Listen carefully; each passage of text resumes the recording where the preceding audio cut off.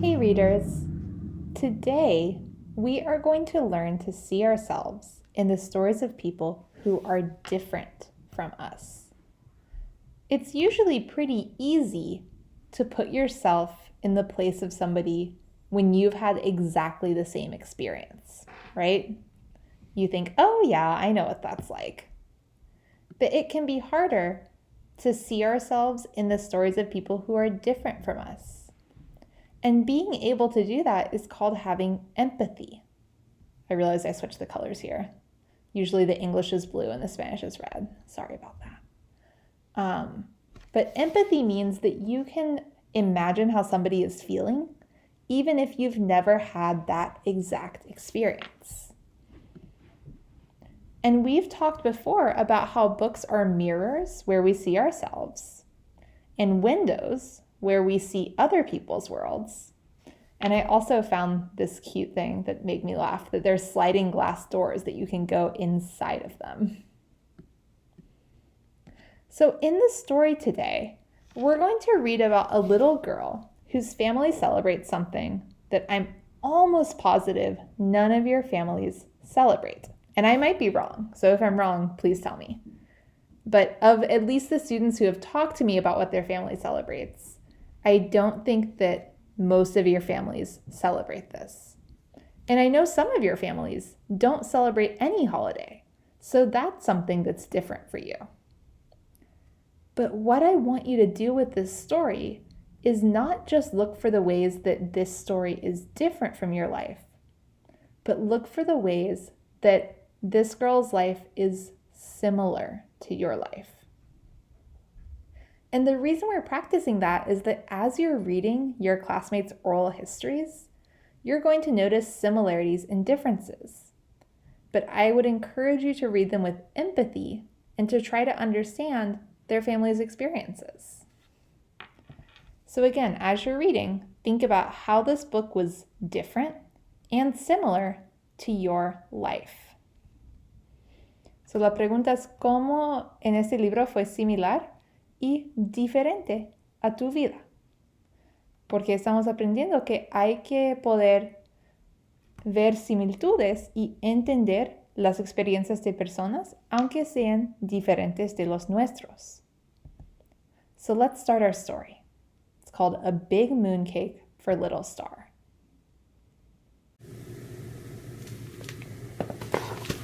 A Big Mooncake for Little Star by Grace Lin.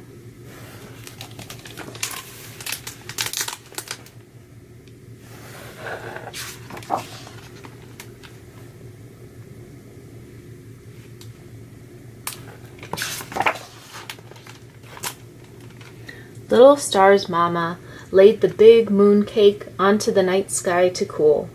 "Now, Little Star," Mama said, "your mooncake took us a long time to bake, so let's see if you can make it last a while. Can you remember not to touch this big mooncake until I tell you to?" "Yes, Mama," Little Star said, nodding.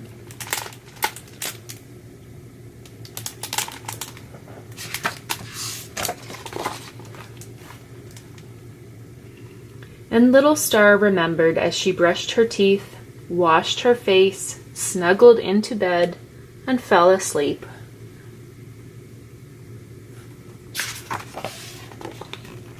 But in the middle of the night, Little Star woke up.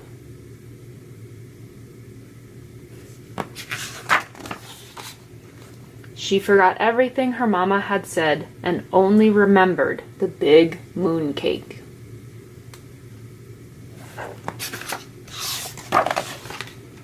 Pat, pat, pat. Little Star's soft feet tiptoed to the big mooncake.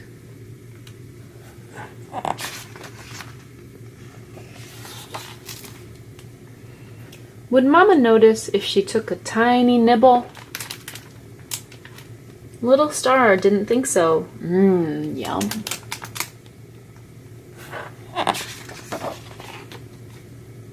But was someone coming? Little Star flew back to bed.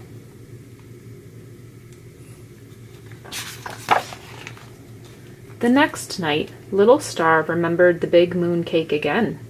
That one bite had been so sweet and tasty. Was the cake still there?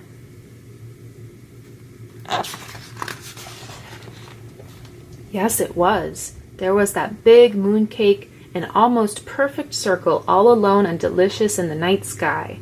Would her mama notice if she took another tiny nibble? Little Star didn't think so.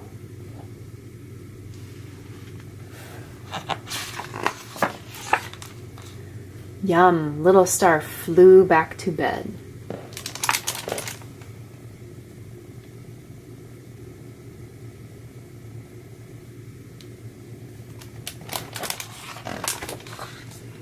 The next night, what do you think Little Star remembered? The big moon cake, of course. Would Mama notice if she took another tiny nibble? Star didn't think so. Yum.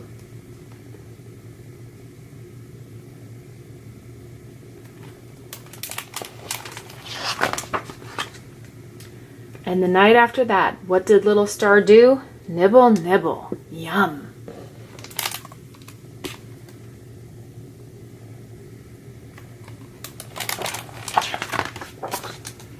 Night after night, Little Star took tiny nibble after tiny nibble of the big moon cake.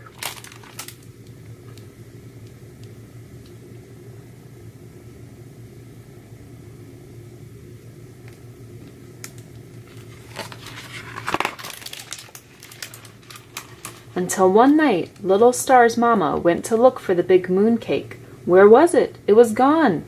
Instead of a glowing round cake, there was just a trail of twinkling crumbs.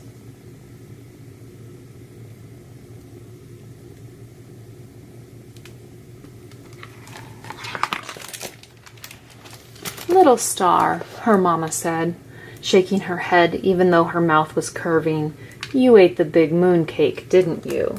Little Star looked up, her grin reflecting her mama's smile.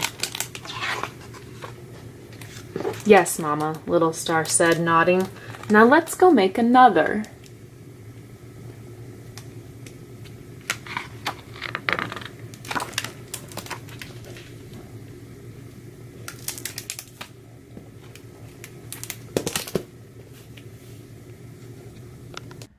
All right, everybody, I hope you enjoyed the story. You're going to go ahead and write in your notebook, do your independent reading, and then write about whether in your independent reading you choose books that are more like windows or mirrors and why. Let's start.